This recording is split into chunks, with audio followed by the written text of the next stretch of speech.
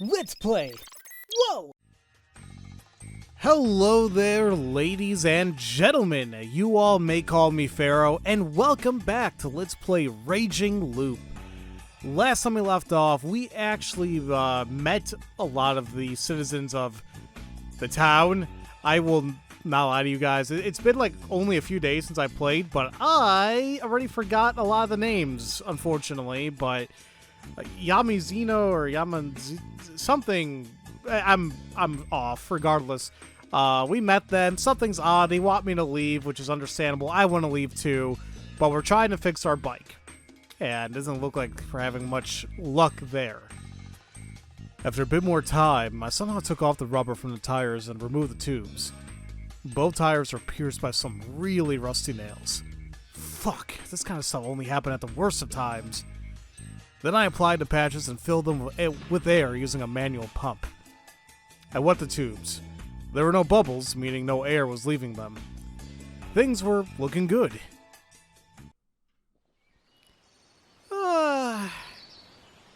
After high schoolers came back from school and passed by, no one else stopped to talk. She and me was looking a bit bored now. But I think I got it. Seriously? But it all seems so hopeless. Well, sorry. Though, I still need to rebuild this. That's gonna be a lot of work. And you'll be able to leave then? Yeah, believe me. I know I shouldn't stay here long. I can take a hint. That's great. She didn't seem to care that much. Guess I had no chance with her, huh? You've been at this for hours. How are you holding up? Need a break? Well, I'd be better if a certain someone didn't take away my lunch break. Hey, I gave you some crackers, didn't I? Like, that was enough to sate a guy in his mid-20s. Still, I'm pretty fine. I'll push forward a bit more. You can go, if you want. I've been introduced to just about everyone here. There's 2 people you haven't met yet. Really?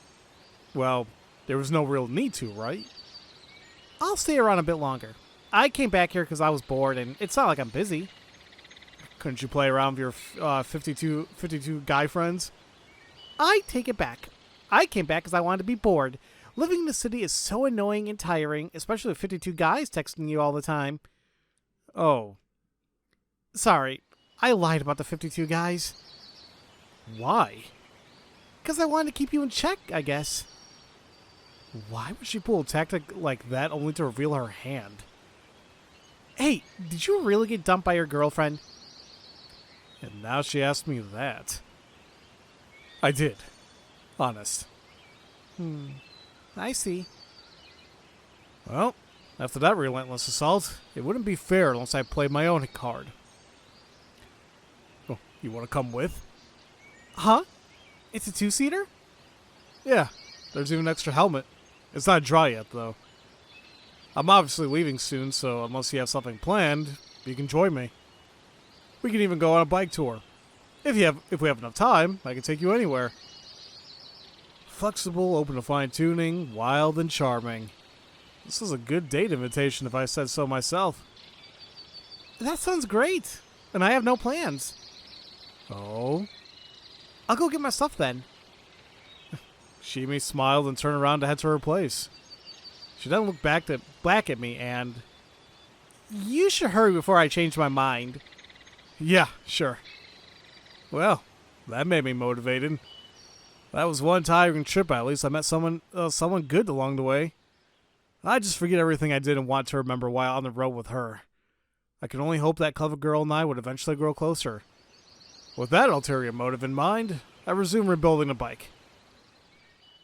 I mean, it's not a terrible thing what he's doing at all. I mean, listen, I'm not trying to be a pervert here, but it almost sounds like, yeah, I may get laid. There's a chance. So let's have her come with. They're adults, whatever. However people want to spend their time together, fine, but, whatever. After several failed attempts, I was finally making some good progress putting the bike back together. Afternoon had passed, and it was almost evening. At the rate I was going, I'd definitely be working while it was dark. Will that even be possible? It might be way past midnight by the time I was done. Shimi might dump me for that. Man, life sure was hard. The plaza I'd worked in now was totally empty. There was no one around. Me. All I could hear was the wind, the frogs, and the tools in my hands. It was desolate, to say the least. I suddenly felt really weak. It made me keenly aware of being in a place I didn't belong, and that I was preparing to escape. It was an oppressive atmosphere, like the bars of a cage were slowly swinging shut. What's this, Haruaki? Think you're gonna get attacked or something? I tried to laugh it off, but it didn't work. As I became more conscious of my surroundings, I began to hear things I hadn't noticed before. I heard a voice. Someone was singing. It was an inarticulate little girl's voice. I stopped my work. Before I knew it, I put my tools down and gone looking for the source. Was I that starved for human presence? Or did the malice make me feel like I was in danger? Or malaise, whatever. I walked down the hill to where the song came from. Passing the tall grass, I arrived. Guardians are... It was a strange sight. The field was covered in tall grass. There were countless rocks peeking out of it. Unlike the boulders all over Yasumizu, there you go, that's the name of it, they were only up to my waist. They looked like gravestones. 6, the bad jar hums along great within array of bricks. I don't even know if that person was singing or not. The field extended into the dusky western sky before ending at a cliff. This was the lowest point of Yasumizu, the border to Saranaga. There was a large pine right at the edge. 8, the donut bologna rice snows on the mountain. The evening sun, the stones, and the pine's shadow gave the field a strange aura. A little girl was running through it. Her steps were awkward. At this moment, the space was alien. I felt like I was looking at a Giorgio de Chirico painting. I didn't say that right either. The place felt like it didn't belong in this world. Oh god, I can make a damn Castlevania Symphony of Night reference there. Suddenly, I came to understand that this place was special. It was a sacred, mystical ground where no outsiders were welcome. The girl fell. Oh, are you okay? I run with no hesitation. The little Wait, what the hell's this? I run with no hesitation. The little girl. Why was it why is it phrased like that? That's... I don't even know if that's something I need to pay attention to, but that's weird. Bah! Help up. Half-crying little girl. Muddy clothes. New grays. No. There's something going on here. Listen, I played too many of these damn games to understand that there is some code going on with the, with these arrows. So, at least with just the arrows. So what I'm gonna do, I'm gonna write down the arrows at least, because like help up and then it's down and the half crying little girl's left, and I don't know, something doesn't seem right there. Crap. You know what? I'll just do right, down, left, up. Just in case it means something. Let's see. Help up, half-crying little girl, muddy clothes. No, wait. Maybe I just thought of something. Maybe it's pointing to the words. Maybe I to run, and then I don't know, hesitation, the, because I don't know if it's like, do I gotta remember I, or do I gotta remember run? Same thing with like hesitation or the. So I'm just gonna take both down just in case. Like, up is going towards, I technically half crying. or just technically crying.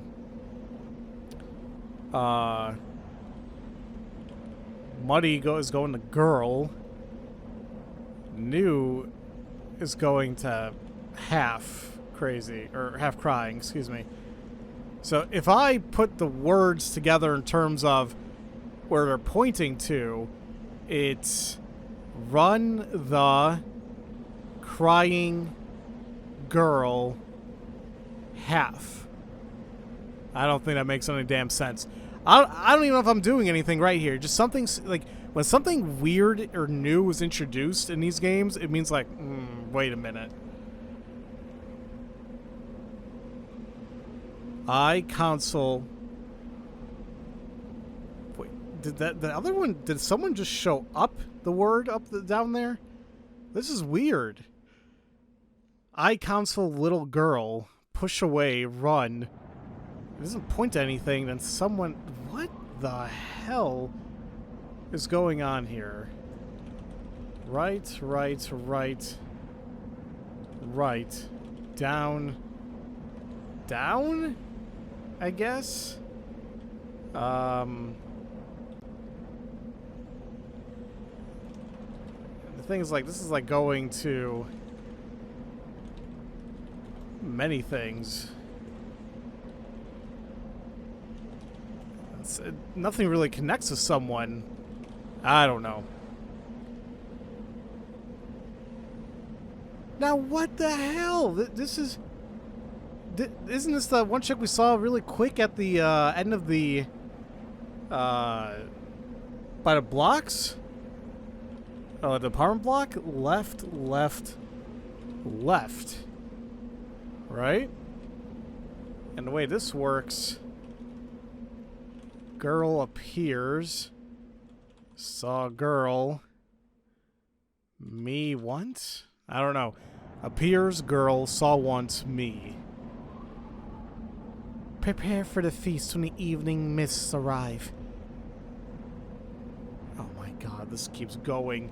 And I apologize right now to anyone who's watching, like, oh my god, just keep going. I gotta take down these notes because I feel like they mean something. Right, up, left, right, up? I'm not really sure because, like, fear and hostility, and then it goes down to eyes and up, so, let's see if they point to whatever here. So we have girl going to weave, going to incomprehensible. We have hide going to girl. We have little going to behind. We have girl going to fear. Nothing goes to eyes, but then eyes goes to hostility.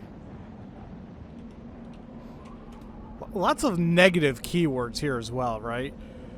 Girl, weave, incomprehensible phrase.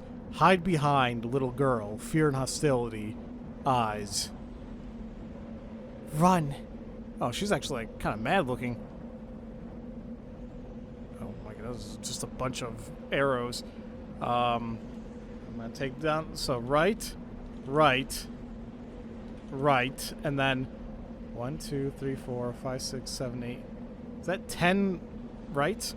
1, 2, 3, 4, 5, 6, 7, 8, 9, 10. And then right, I'll just put 10. I'm not gonna write it off 10 times. And that that points to, oh man, I don't know what the hell I'm doing with my life. Girl, hug, little, warn, me? It's like, I don't know. You probably won't make it. But run!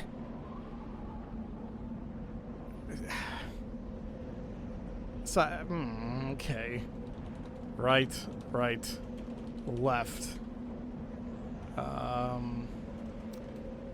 Me, girl, behind. Nothing going to behind, I guess. Me girl behind mist?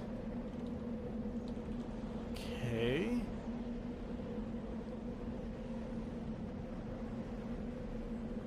Mist.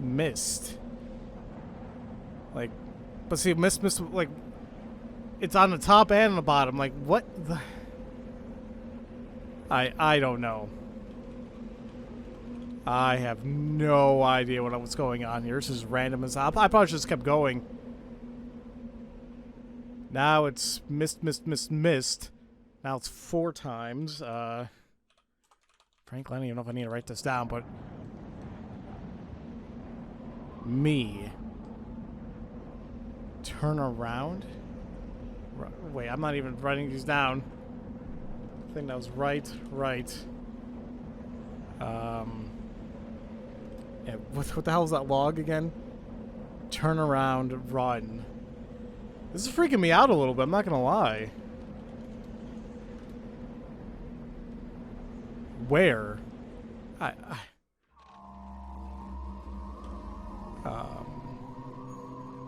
Actually, hold on really quick. Did I get that down? Yeah, it's one more right. And then... where? I don't know. So if I did that correctly, I mean, there's... right, down, left, up, right, down, left, right, up, left... I don't know. I have my notes just in case it actually means something. In a daze, I came back to the plaza. Suddenly, Shimi shook me, bringing me back to my senses. Where were you? Sorry, I'll finish the job now. It's too late, you idiot! You won't make it in time. You've got to hide. I couldn't understand what she was getting at. What are you doing? Go to your room now. But how do Aki-san's... Forget the outsider. Old man Kanzo, now I'll check the other places. Stop wasting time and go back to yours. I couldn't understand. What were these two doing? What scared them so much? It didn't take long for me to find out. I looked down the hill. From Saranaga, behind the field I'd just come in, came a rising haze. It was so dense you could easily call it mist. It moved strangely, like a living creature, as it flowed into the plaza. Haruaki-san, over here! Shimi pulled me by the hand. What's going on? Ugh, my head. It feels like it weighs a ton. Deal with it! You gotta find a place you can lock the doors. You'll die if you don't. What do you mean? Tell me. Please, don't ask questions and just do as I say just this once. Albeit hesitantly, I did as she said.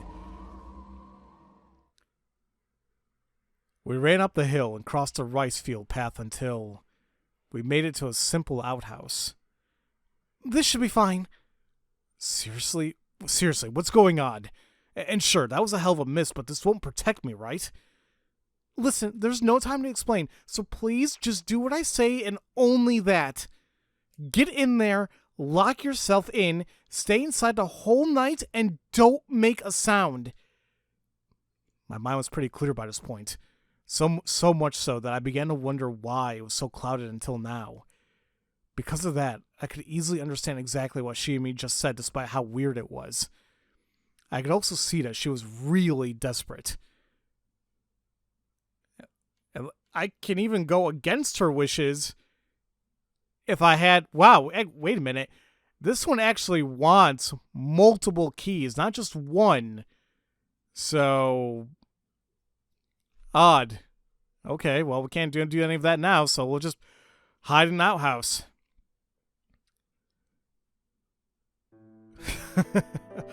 Now that's a hell of an order. Haruaki-san. Just so you know, pulling that off is pretty hard. You know, when I do, I'd like a good reward and explanation. Sure, I'll tell you everything. So please, survive the night. The words, the teary smile, none of it looks faked. See ya then. You gotta hurry, right? Yep. Haruaki-san. What? I'll tell you tomorrow. Leaving me one hell of a homework assignment, she and me ran off. The plaza was covered in mist by now. I could see it rising and take over the fields, too. Anyway, a promise was a promise. 10 minutes later, I began to wonder what I was doing. Was I really supposed to spend the night here? This outhouse wasn't like a prefab you'd find at construction sites. It was just a shack built by hand. It merely happened to have a toilet just unit installed. It was Japanese style, so I couldn't even sit down. All I could do was stand. Another problem. It was the type of toilet that periodically had to be pumped empty, so the smell was really bad. Sure, there was a cover on the toilet unit, but without any kind of air freshener anywhere, the smell of ammonia could only do so much. The only good thing about being here was that if I had to go to the toilet, well, mission complete. But what of it? Again, was I really supposed to spend the night here? The question quickly made me realize how stupid this was. I began making assumptions to make this easier for myself. Was I being pranked? Or was everyone here just crazy? Hell, the mist had already filled the surroundings, and there was no way that this shabby outhouse protected me from it. The air here already felt misty and damp. The temperature here was low, so I could still bear it somewhat, but staying here all night would make me all wet. Again, I wasn't safe from the mist here. That considered, I'd probably be better off sleeping in the grass outside than staying here. The reasonable part of my mind urged me to stop playing along with these hicks. However, get in there, lock yourself in, stay inside the whole night, and don't make a sound. Sure, I'll tell you everything. So please survive the night. My sense of duty made it hard for me to break the promise I made to her. Actually, that wasn't quite true. I was more intrigued by the prospect of learning more about this place. Anyway, I took the time to compile what I found out today. This was the Yasumizu settlement, a special part of Fujiyoshi. It was situated right next to the Saranaga Rapids. The people living here were Shiemi Sarazawa. I keep wanting to say Nobunaga. It's Yosunaga Orobi, or Orabe. His family, Kaori Orabe and Yoshisugu Orabe, Oribi. Excuse me, I'm butchering all these names. Shikamochi Kamo or Kamoshida, or just call him Mochi. Haru Makashima, and her grandfather, her granddad Kanzo Makashima. Tai Yamawaki, Takumi Muro, Kiyonosuke Nasoto. It seemed like he was from Kami Fujiyoshi, the place on the other side of the mountain, but for some reason he lived here now. And finally, the old man who cried wolf. Now those are the people that live there, and we have those two journalists, but also Shime said there was also two other people. These were the 11 people I'd met, and she and me said I had 2 more left. That could only mean that the 2 I've met by that pine were the ones. A little girl. She was probably a child that strayed into Saranaga yesterday morning. Oh, and yeah, I guess that makes sense. Her as well. And then there was that fantastical-looking, white-haired woman clad in strange clothing. She was probably the one I'd seen in the morning. The fact I'd seen her twice made it likely that she was indeed real, but with how mysterious this place was, I couldn't rule out the possibility that she was an illusion. According to Shiemi, the little girl was being looked after by someone in the village, so I can only assume that the white-haired woman was the one. If I counted a little girl, it would mean that Yasumizu had 13 inhabitants. Then there were 2 journalists, Haisoko Mamiya and Yudai Hashimoto. Add me to that, and you had a total of 3 outsiders, but I put that aside for now. Anyway, time for an assessment. Yesterday morning, a little girl strayed into Saranaga. To make it worse, no one, not even herself, knew anything about her. She instantly got branded as an ill omen. The next day, Shiemi, who was in Saranaga for some reason, found me there. They recognized me as a proper lost person, but since I came through Saranaga, I was also branded as an ill omen. From what Kiyonosuke Nosatoshi said, It was safe to assume that it used to be customary to throw people like us into the Saranaga. And then there was the mist. The girl said something mysterious. Prepare for the feast when the evening mists arrive. I can only assume it was related to the same superstitions. After all, the mist came from Saranaga itself. It and the river seemed to be central to the local customs and ideas.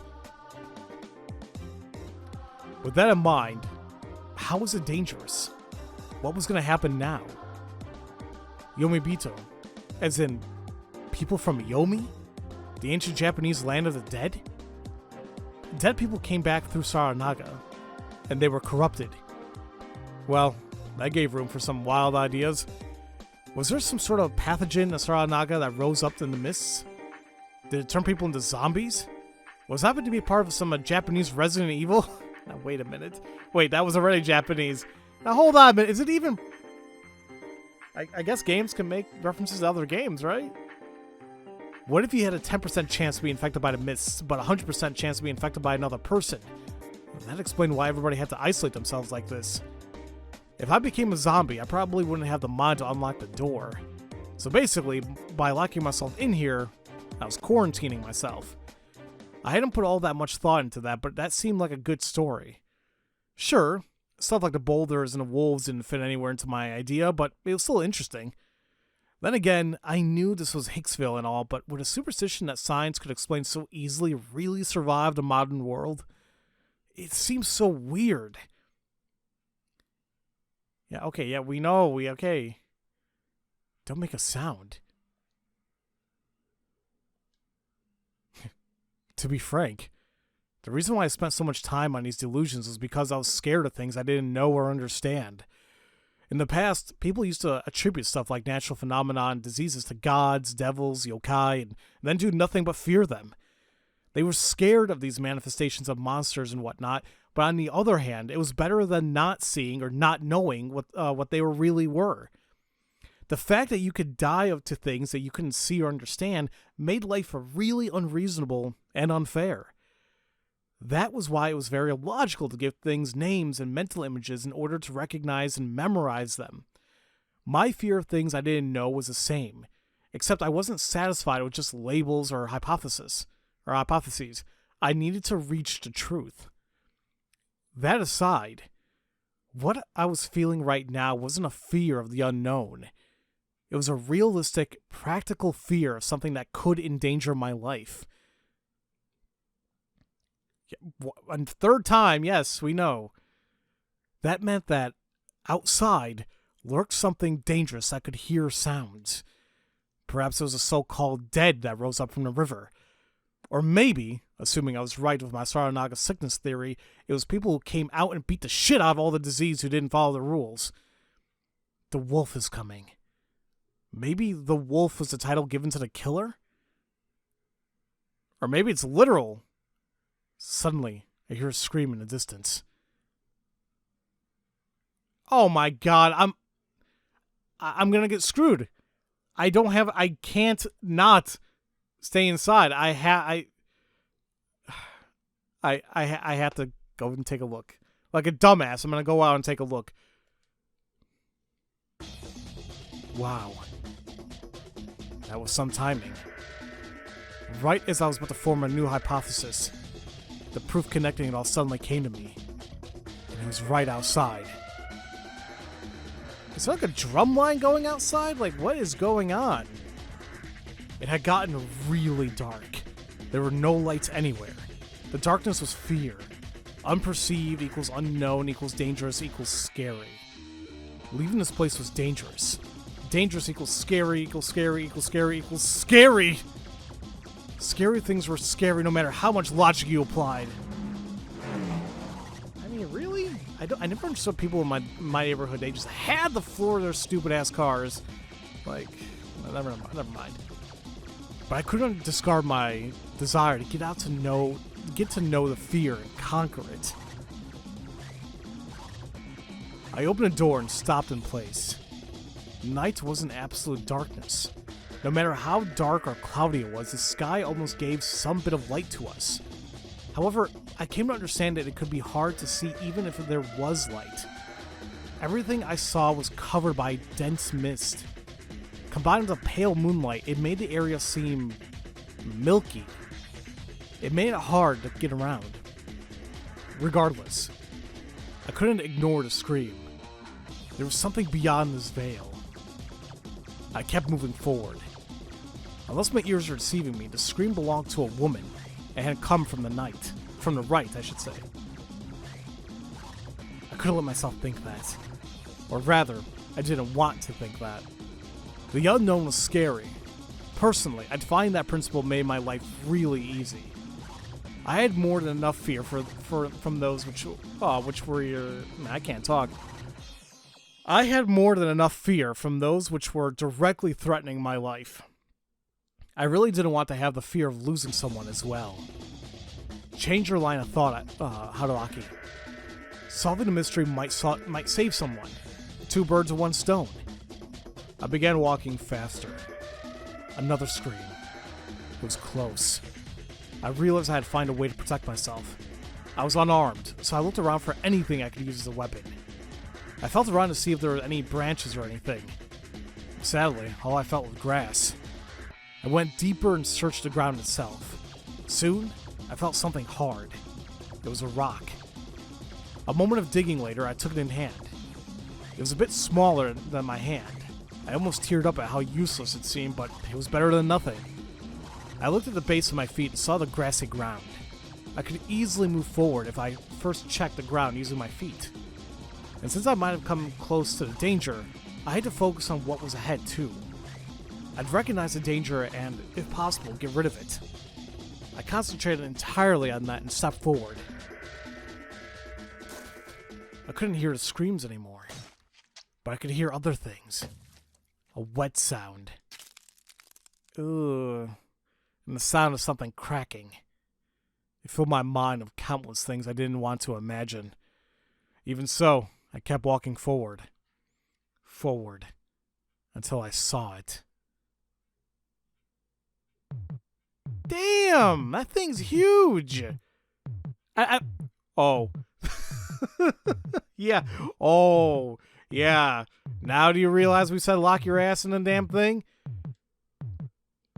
My hypothesis was nothing but delusions.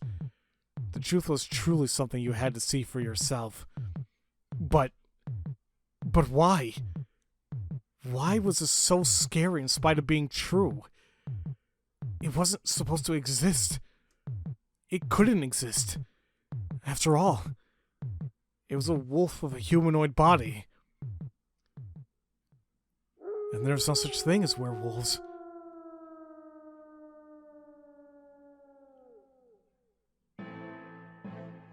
The next morning. Wait. What happened? In a paddy field in Fujiyoshi, Yasumizu, 3rd block, someone discovered a thoroughly mangled corpse. The clothes nearby led discoverers to conclude that it was a trap. Oh! Is this supposed to be like a news reporter? Let me do that over again. The next morning. In a paddy field in Fujiyoshi, Yasumizu, 3rd block, someone discovered a thoroughly mangled corpse. The clothes nearby led discoverers to conclude that it was a traveler, Haruaki Fusashi. But he's still, never mind, I don't know what the hell's going on. He's still moving. Strangely enough, I could perceive this particular moment. Ayumi Bito, purge him! And so I... Goodbye, Haruaki-san. Was finished off by the girl. The feast begins. The last thing I heard. I'll hang the what? Was that?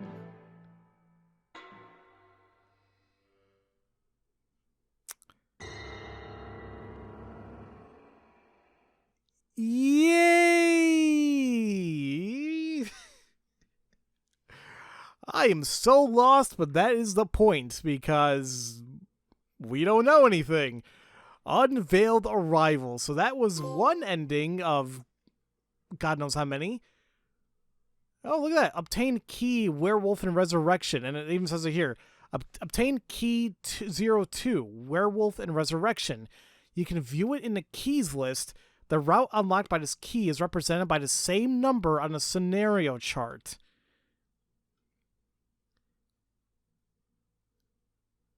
Oh, was that hell? Oh, this is game over. I was like, what? I can't read that. Bad ending, number 2. Was there a number 1 bad ending? Watch hint corner? I don't... Should I? I kind of don't want to, but I'm curious to know what the hell they mean by it. So let's watch this one, and then I won't watch the others, maybe. What are they talking about here? Oh my god, this damn sheep. Hey there, you done it now, eh, Chief? Me? Don't mind me. I'm just an insignificant interface character. You can call me Sheep. This is a space between dreams. That bastard Haruaki Fusashi can't see it, so feel free to kick back and relax. That said, you can't stay too long. I'm busy, so let's get down to business. As you would expect from a hint corner, I'm here to give some helpful advice in your times of need. First, let's get all the game explanations out of the way. While I did say you've done it now just before, you were actually fated to arrive here from the start. I mean, you only had one choice, right? There should have been one below it, but it had a lock mark next to it, and you couldn't pick it. Oh, but just so you know, redoing Shimi Surizawa's idiotic quiz is pointless. None of those choices will change a thing. I figured. I think it was explained to you back in the tutorial, but let's review Raging Loop's structure just in case. As you just experienced for yourself, you will definitely die in Raging Loop. Why is that?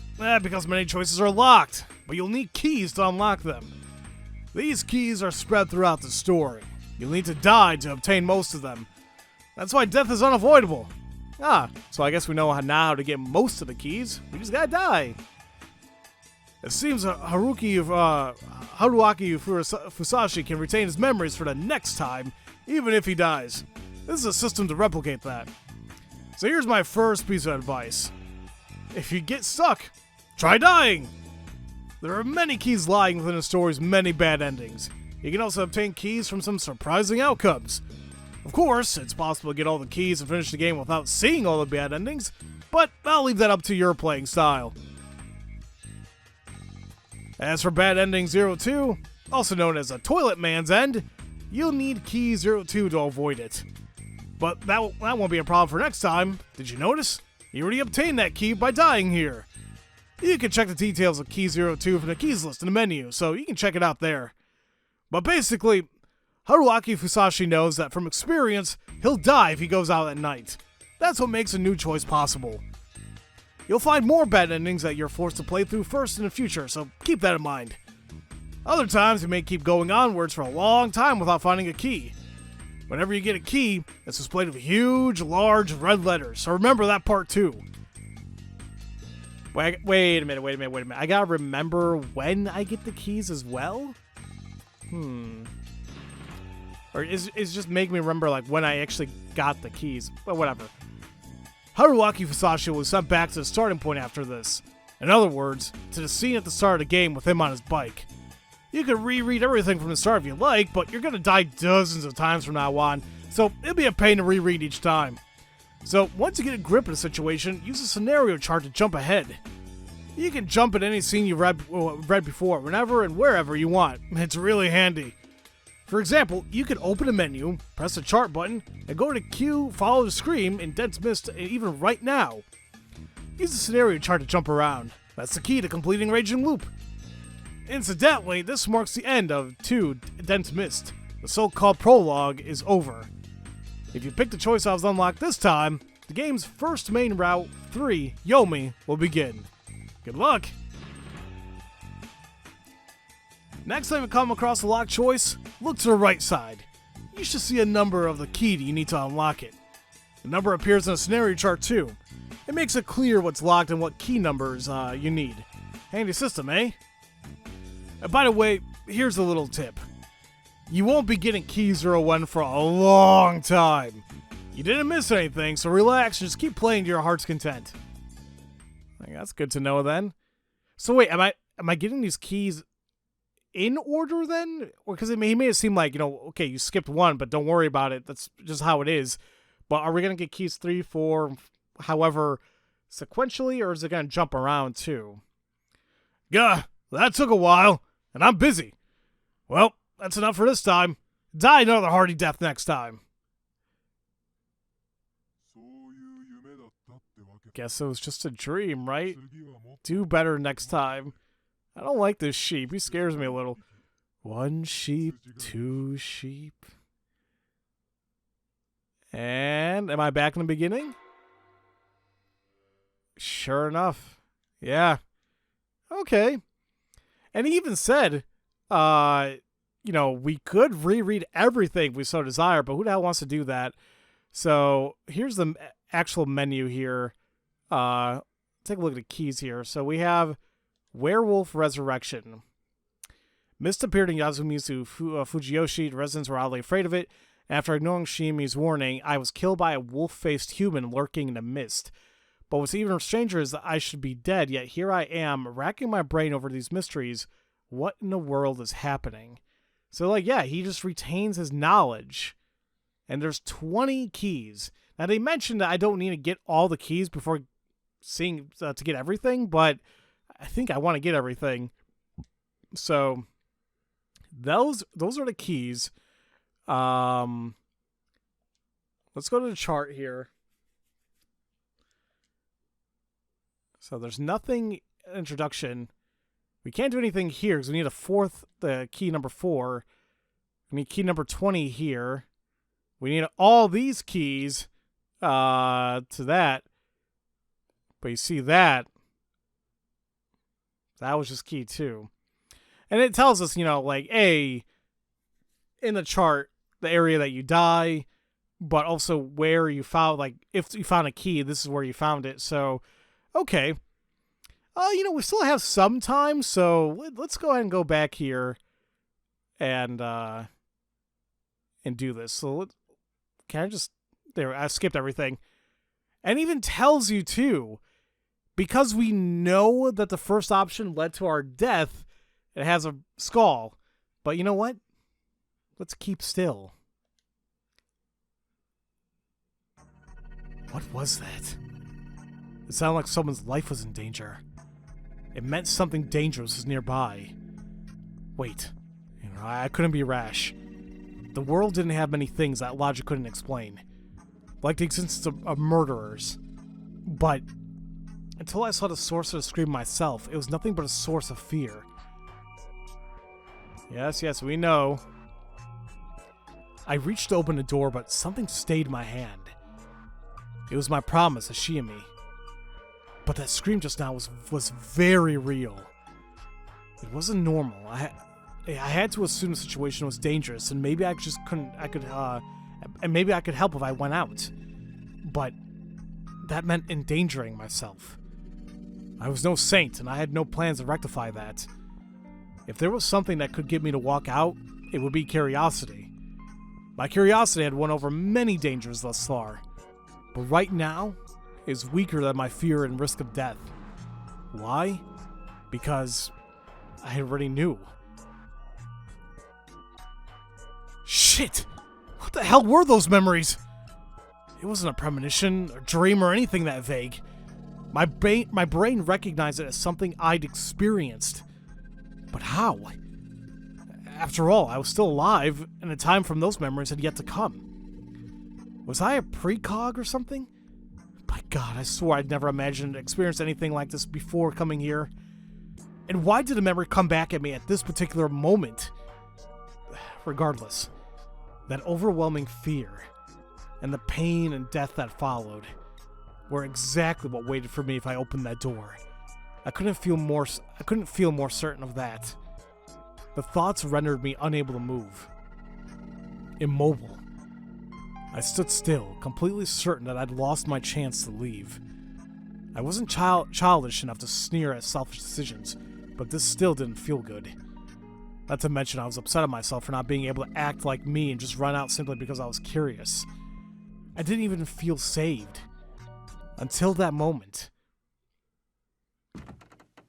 Suddenly, the door began to shake. This place had a handle on the outside, and someone was pulling on it hard. There was a lock, sure, but there was only so much it could take before it broke. I prepared to pull on it from inside, but just don't do anything. Just stay. What would happen if I did? Whatever was outside would instantly know I was here. Even if I protected the door, the thing had lots of other ways of hurting me.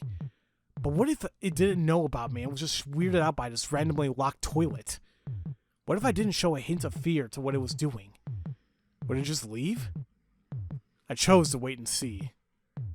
Once again, someone pulled the door, shaking the structure as a whole. I gulped down a scream and focused on the lock. If it broke, it'd be over for me. Over. As in, I'd be dead. That was what that memory told me. I was powerless back then, and even more so now. Assuming I tried to fight back, what would work? I'd heard that teeth are the hardest part of the human body, so maybe I could bite? Yeah, I'd tear whatever it was apart with my teeth. I'd bite it to death. I gathered my wits on killing intent, grinding my teeth. I glared at the door. How long had it been? The sound suddenly stopped. For all I knew, it might have been a ploy to make me drop my guard. I'd slowly count to 500. If nothing happened in that time, I'd assume it went away.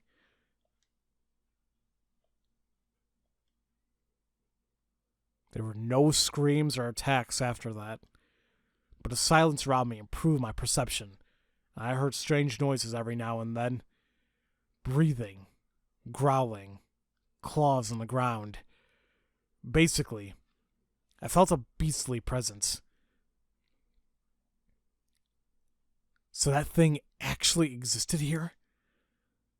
Was it what the mists brought here from Saranaga? The wolf is coming. Did they all know about this? Shit. I couldn't have learned anything in a place like this, and not knowing things scared me. Trusting my prescience. Wait, presence? That's not it. I want to say like pre-science. That's definitely not it. Never mind.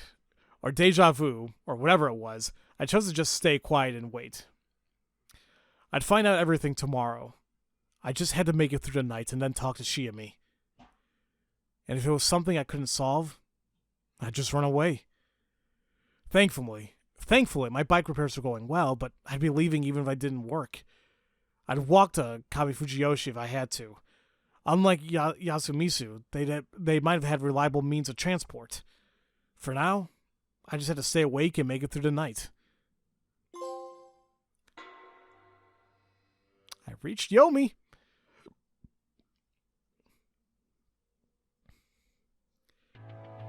You know what? I know it's not an hour, but I feel this is a good stopping point. I mean, like, we reached a whole nother faction or portion of the story, right? And if I take a look here, so I'm curious to know where the hell start deviates to. Like, if I just do here, like, it's almost like I don't even go to Dense Mist. I go to something entirely different, which makes sense, right? So I'm curious what the hell happens there. But here, yeah, here's the split. And then, well, that finishes off Dense Mist. And then we're going to Yomi. Okay. This is, I'm definitely intrigued, you know?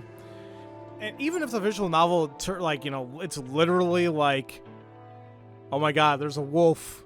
Who's the wolf? You know, like, literally, who the hell's the wolf? I don't mind that because it's still like a murder mystery, you know? And I'm curious to know how all the different paths may change and diverge and all that. But I guess in time, we're going to figure it out. But I'm intrigued so far, and hopefully you guys are too. And next time, ladies and gentlemen, we'll go into, I guess, chapter 3, if you want to look at it like that, and see just what the hell's going on. So, as usual, thank you all so much for watching, and I'll see you all next time for Let's Play Raging Loop. Love you all so much. Have a great day.